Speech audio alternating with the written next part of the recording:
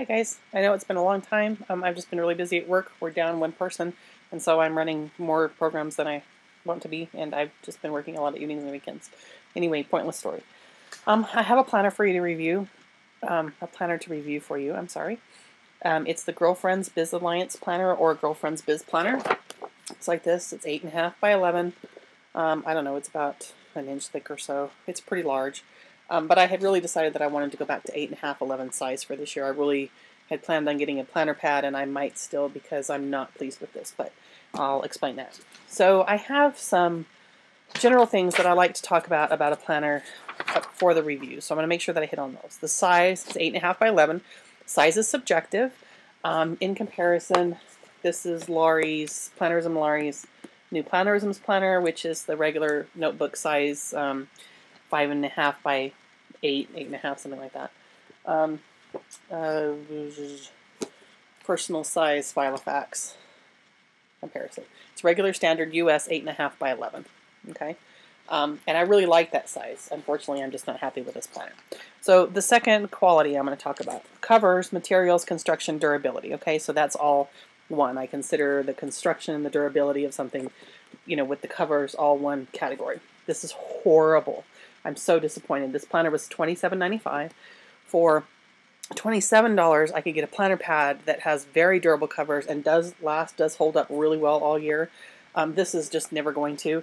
I've had it about 2 weeks, and you can see what it's already looking like.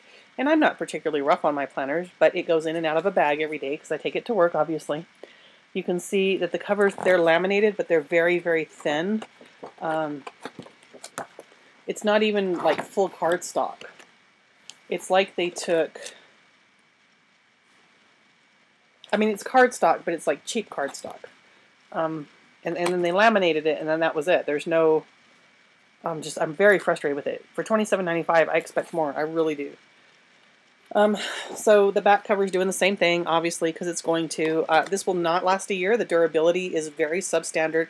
There's no way that this is going to last a year, just regular everyday use. If you leave it at home, you leave it on your desk, no worries. If it's something that you're going to take with you, forget it. It's spiral bound, which I prefer. I love spiral bound things. I wish every book you ever read you could get in spiral binding, because I love being able to bend it back on itself. The spiral is fine.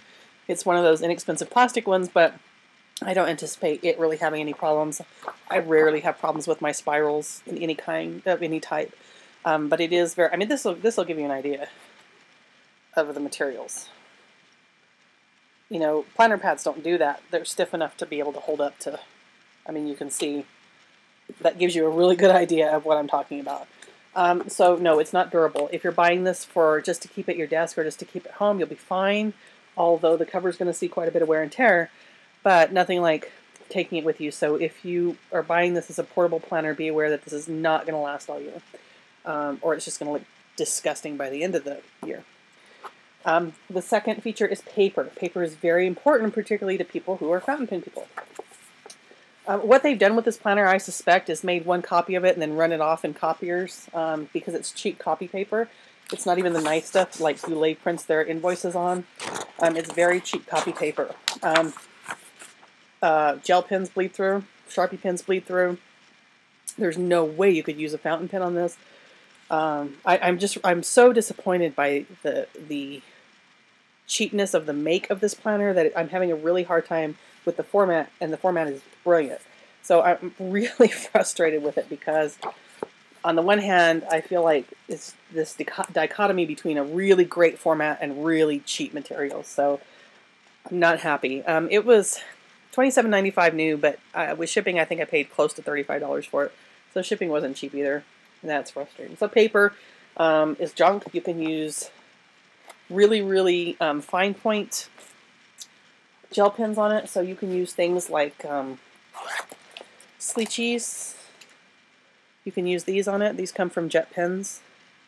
I think they pronounce it Sleechy. It's spelled S-L-I-C-C-I, Pentel. You can use the real fine point Uniball on it, no problem. Although if you're trying to draw or anything, or make like a dot beside something, or to outline something and you're going over something a little bit heavier, like to make say a period or or a dot or a star or fill in a little heart or anything like that, they're going to bleed through. Sharpie pens, which don't bleed through like anything, bleed through the paper. And they're even okay on Filofax paper. It's I think, at least as bad as Filofax paper, if not even worse. I'm really disappointed with the paper. So you can forget about using fountain pens, felt tips, even those like Papermate flares. No way, no way. And that's really frustrating to me. And that's probably what's going to make me stop using this more than anything is the crappy quality of the paper. The cover I could probably get by. I could probably tape things to it, like cut things out of a magazine, tape them to it, add some packing tape, and make the cover last all year. I did order some washi tape to at least put around the edges, and I could probably get by with that. But the cheap-ass quality of the paper is probably what's going to make me stop using it because I can't use the pens that I want to use on it. And I'll show you some of that here in just a second. So, next. Format. Now, this is subjective. Size and format are subjective, okay? But I really, really like the format. And let me get to a month where I haven't written in it, and then I'll show you where I've written in it. It starts out a 2-page spread like this on the month, okay? So you have the blocks right here. But what you have right here, and one of the things that I really liked about this is you have personal tasks and then business tasks. And I thought this was really cool because there's a really easy way to break that up. And at the beginning of every month, it has like a little idea about how to do stuff. Then at the bottom, actually, let me show you the very beginning. Let me start from the very beginning, okay? I'm sorry. So it has December, but then at the beginning of 2013, it has My Bliss-Filled Biz Vision. So it has plenty of room if you're an entrepreneur or whatever to write your business vision. Then it has dreams and goals. And for each subcategory here, it has biz and work, financial, personal growth, health, family and friends, and spiritual. And I've just written something in there. It just says challenge yourself every day. There's something about declaring your dreams and goals on paper. What are your goals and dreams this year? So this is just a plan for 2013. On the next page, it has 100 things I want to do in 2013, and it has them all numbered, which I think is really cool. The format of the thing is just brilliant. I just really wish that, I guess I could take it all apart and go have it printed on better paper. Huh? Ideas, thoughts, creative sparks. There's a whole page space for that. And then break it down. There's a place for you to break your goals down by month. Action steps to take after the goals. Okay, then, or actually not by month, by quarter. There's 4. So you can break the goals down by quarter and then the action steps to take. And then you have, like I was showing you in the front of, this is the same and every month. So you have personal and business tasks. And then at the bottom you have marketing. I kind of wish that they hadn't done this every month, but they have. So it's not, that's a personal preference. I kind of wish that they had left some space blank in other months. But it says the exact same thing every month. That gets a little tiresome to me. But that's just a personal preference. My goal or plan this month, be specific and set dates and be accountable. So these are your goals for each month. Then you have a monthly grid. Now, the vertical lines I've drawn in because I like the whole box. The lines that they put in there, let me get to a month it's not, are just the horizontal lines. And that just, for whatever reason, I just prefer the grid. You know, that's just a personal preference, no big deal. They have, so this is May, so they have the month before, they have April, and then the month after, which is so, so nice. Because if you're figuring paydays or bills or whatever, you can see the month before, you can see the month after. And I just do things like color code bills red and make circles. I color code paydays green and circle the dates, things like that. So it's really, really handy, and I love the way that they've done that. It would be better if the month were 2 pages, I think. So you have room to spread out. But that being said, there really is quite a lot of room here. And I like the way that they've done that. So again, so we have the 1 page here, which is about your business and personal tasks, and then your marketing, and then your goals, and then the month. And then when you turn the page, so the weeks are embedded in the months, which I prefer. You turn the page, you have your first week of the month in a column format. I'm sorry, hang on just a second. Days as columns that looks like this all the way across, okay? And I'll show you what each thing is. So you have your days as columns. The weekend days are a little bit smaller, but it's really not that bad. It's certainly not unusable, excuse me. On the first side, so this is the left-hand side of the page as you open it after the month, it says my goal or intention for this week is, room for that. It does have the time slots, which I don't care for. I think this would be better if it were left blank and you could just put appointments up top, to-dos down here, whatever, but that's really not, that's just a personal preference. I don't ever like time slots just because my life is not appointment centered. I just write over them or around them or whatever. That's not a big deal. The next section is no matter what, so it has 4 little boxes, and never underestimate the power of a checked off box. And there's room in there to put more if you choose to. On some days I have more. And then down at the bottom it has marketing, and it has all the neat little logos for Facebook, Twitter, the feed, LinkedIn, YouTube, Google Plus, and Pinterest. A little box where you can put what you need to do and then keep in touch, and then a blank box down here. And down here I'm using for like a shopping list, things I need to get for that week down here at the bottom. On the right hand side of the spread, you have pretty much the same thing for Friday. Saturday and Sunday gets smaller, and you don't have the marketing thing down here because they've put something else. So you have the time slots, which is really weird to me on a Saturday and Sunday, but you still have the no matter what. But then what you have over on this side is space for notes. It says schedule me time. And I love this because I love a week having space for notes. Many of my to-dos are not day specific, so I like having this note space. Then down at the bottom it says inspiration, affirmation, and quotes. And I just use this for extra note space. I mean, I might have a quote or something, or I might have a website that I want to look up, something like that. Every week looks exactly the same, so that's what every single week looks like for the weekly spread. Okay? After the weekly spread, on every single week, this is one of my favorite things about this planner. I'm so frustrated, again, because the format is fantastic. After the week, on the left-hand side, you have check in with you. This week I am, there's space. I release and let go, and there's space to write. Celebrate you and your accomplishments, there's space to write. I feel my best when, there's a little bit of space. I want to make a priority, some space. And this week I need, and there's some space to write. On the right hand side, you have ideas, thoughts, inspirations, creative sparks, and to-dos, and gratitude and abundance. And you have all this wonderful note space. Now, that you can obviously use their prompts if you wish to, or not. But after every single week you have that, and it's brilliant. I love that format. So every single month and week looks exactly the same.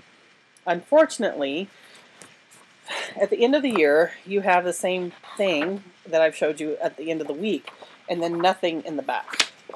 This is a really wasted opportunity to have put a pocket, or to have put some extra note space, some extra line pages, just blank pages even, for notes, for lists, for contacts, for anything.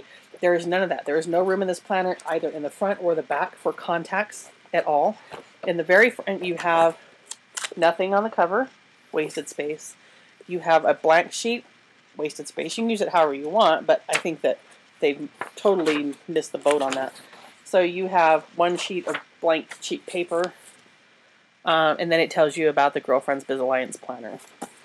So not all is not lost, but I just feel like it's really a shame because it could have been so much more. Also, they don't include tabs. You have to buy your own. These are those Martha Stewart ones, and I'm not thrilled with them because of the freaking Easter egg colors. Why can't she make anything in a normal color? Obviously, the color of the cover is brown, and then brown, orange, and pink. And then these are Easter egg colors. I'm not thrilled with that, but I do like the little tabs, and they're easy to grab onto. So what I've done is just tab the months, guys. That's all.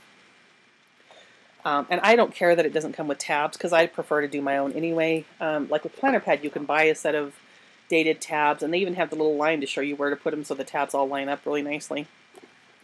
I have such mixed feelings about this planner. I'm probably going to continue to use it for a while because I really love the format. But like I said, probably what's going to make me stop using it is just the cheap paper. I'm so disappointed. I was going to show you. Now, all of this is written on here with either a gel pen or a Sharpie pen. Down here, I've marked my payday from the company I work for. So you can see that I've kind of gone over it and I made dots around it. That totally bled through the other side.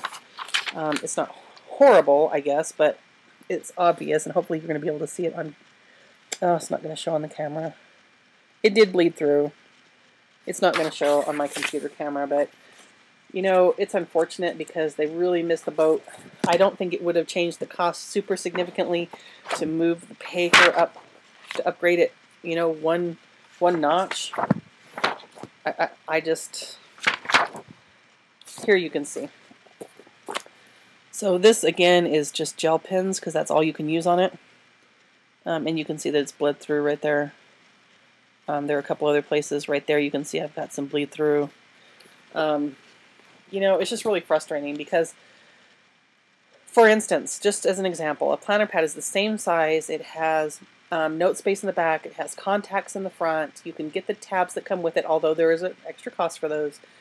The paper is fantastic. You can use fountain pens in it. You can almost use Sharpies in a planner pad.